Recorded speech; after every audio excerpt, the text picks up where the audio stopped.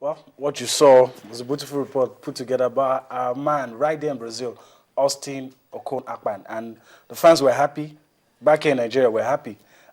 Some have complaints about the performance, but you take 3 points any day. Oh, you take 3 points any day. I don't know about you, but for me, I'll take 3 points any day. Well, Yemi, permit me to comment on what the PG said. I used a story last week about a clergyman who advised Stephen Keshi to not to bring God into football matters.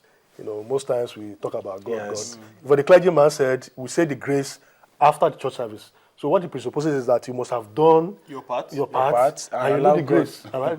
So every time we talk of God, it's like as if the other countries don't believe in God. believe in God. You know, to the game, I think like Tunde said, 3 points very crucial because when you play a game where you are under so much pressure, all you need to get is the 3 points. And I mean, the guys did the work. But when you go into the nitty-gritty of the game, what changed between the game against Iran and Bosnia? You know, MNK had support up front. You know, Osazo Denwege, in the game against Iran, he was a lone ranger up front. You know, so after the first, if he goes past the first man, the second man, of course, will dispossess him. So that was what changed. And Babatunde Michael surprised everybody with the way he played the game. You know, his dribble runs and putting the Bosnians under pressure. So all in all, we saw an improvement, but not yet to Huru. We have not qualified from that group yet. Okay. Well, I'm told that our man in Brazil is ready for us. That's Toyin Ibitoye. Let's see if we can get through to Toyin. Hello, Toyin. Well, Yemi, thank you for having me. I can hear you very clearly. And good evening, Oye. Good evening, Tunde. You guys should be confident. We need to bring God into it. God is interested in everything we do. And, well, God belongs to all of us, but God is a Nigerian. I'm sure you know that. All right, Toyi, we're excited here. I'm very sure fans back there are excited. How are the Super Eagles taking it?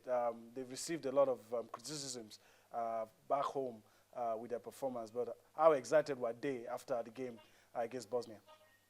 Yeah, it was a relief for the Eagles, relief for the coaches, relief for the fans and everybody involved in Nigerian football.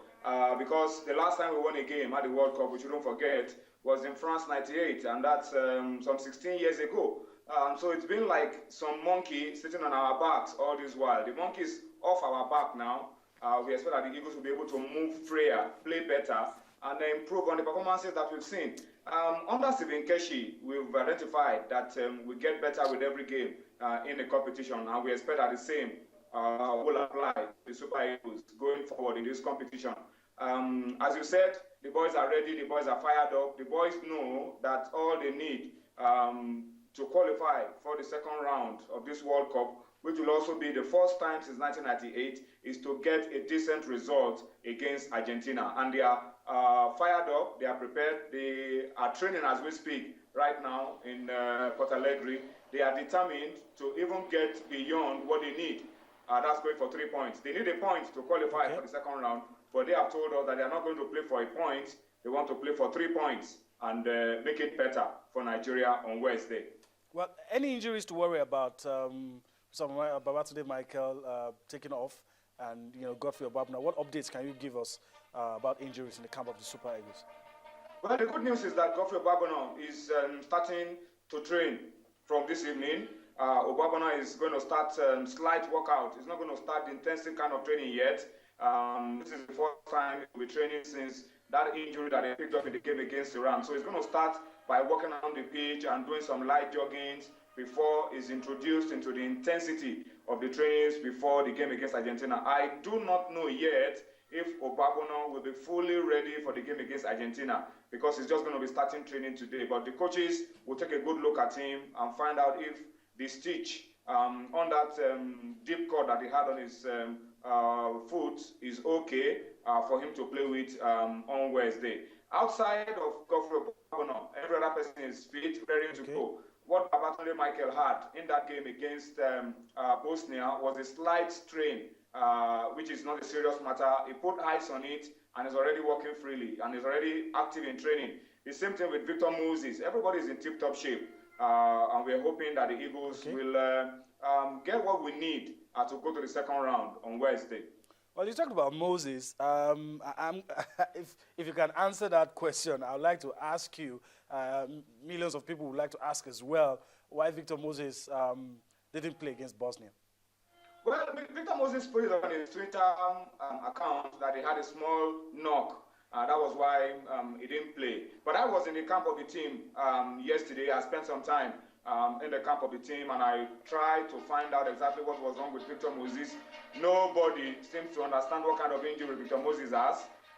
For me, I think that was just more of a cover-up by Moses.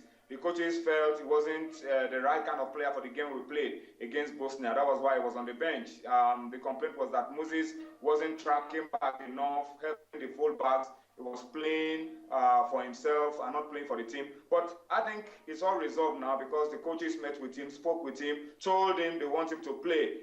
More like what Osaze did. Osaze was everywhere, was falling back to help the defense, was going forward, and was tracking back as well. And I think from the trainings they've had, after speaking to Moses, he stepped up, and the coaches look assured to give him a role to play against Argentina on Wednesday. Well, let me also ask you from your interaction with Coach Tevikeshi and the coaching crew, how are we likely going to approach the game against Argentina? We're going to park the bus, like we say here, back in Nigeria, try to play for a draw or go for an outright victory. What do you think is going to be our approach on the day? Well, well, the coach says he wants to play to get the result that will get him into the second round. And he says every game he plays to get 3 points. And that's the attitude that the boys will go into the pitch with. But of course, you and I know that it is going to be risky for us to try to attack and open up and get caught on the counter by the Argentines. What we need is a point from that game. And I think Keshi will set his team up in a way that will help him to get what he needs to get the results. Maybe not overly defensive, but then he will want to protect whatever he has now in the bag and prevent a situation where we will need to start casting lots or start tossing coins to find out who will qualify alongside Argentina between Nigeria and Iran. But I'm optimistic that we'll get the result, the desired result, a better result that we expected to get us through to the second round of the World Cup on Wednesday. All right, Toyin, most times when we play Argentina, most times there's always a trick they are pulling from the bag, and really sometimes they get us with some of those tricks. So how well are we preparing against some of those things, the free kicks, fast corner kicks, corner to the back of the post, and some of all these things? How are we preparing against some of those things? Yeah, we have Joseph Yubo, pretty experienced, probably could be playing his 100th, earning his 100th cap against Argentina. If everything that we've seen in training is anything to go by, I think he has the experience. We saw some maturity, some stability in the game between Nigeria and Bosnia, and Yobo played a huge role in all of that. So I think Yobo has the experience. I think Eyama also is pretty experienced to know exactly what to expect. Eyama was there in 2010. He saw what the Argentines threw at him, and he should know what to expect in this game. The difference this time is that Argentina are already through to the second round. So it will be wrong for us to assume that they will not push. It is safer for us to think that these guys will still throw everything at us, and then we should be prepared for whatever they throw at us and get the result that we need to go through. But I think we have enough experience in the team, in every department of the team. I mean, Mikel Obi, Joseph Yubo, Vincent Enyama, Ambrose Efe. These are players who have been in with the Eagles for a long while. They should know what to expect. Some of them have also met Argentina at some point at the Olympics. Ambrose Efe was at the Olympics and all of that. So I think we should get the result. We should get the kind of result we need to push us into the second round of the World Cup on Wednesday. Finally, Toyin, before we allow you go, as our heights in Brazil, with what you've seen, your interaction with the players and seeing them in training, let me put you on the spot now. How far do you think this team can go? I mean, my attitude is that we should take it one game at a time. All focus is on Argentina right now. That's what Coach Keshi told me about this time yesterday, that we should not think about the next game. It's going to be suicidal for us to be thinking about a second round game when we have not qualified officially, that we should think of this competition one game at a time. Let's take out Argentina game, get the result we need. When we get to the second round, we'll take it one game at a time as well. And then we'll keep moving on like that and see how far we'll go in this competition. But I'm optimistic. I'm very sure. As I told you the last time, I'm optimistic that Nigeria will come out of this group. All right, thank you very much for your time. That was our man, Toyin Ibitoye from Brazil.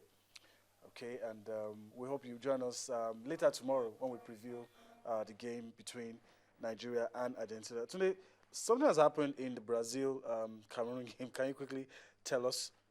Yeah, well, I think it's just a further confirmation of everything that we've suspected anyway. And it's Brazil continuing to put a lot of misery and a lot of pressure on already the demoralized, defeated, battered Cameroonian team. So it's just a matter of just how many Brazil are willing to score, not if they were going to win. Whether Brazil were going to win was never in doubt. It was always a case of how many they were going to rack up against the Cameroonians. So right now it's Brazil leading 2-0 against Cameroon. So okay, well that's actually, sorry, I beg your pardon. It's 2-1. Confirmation of the result. It is 2-1 as we speak. Cameroonians have been able to get a goal. 38 minutes of football played, and Croatia, Mexico. Only let me quickly come to you. I mean, will this game end this way? Are you seeing this game end?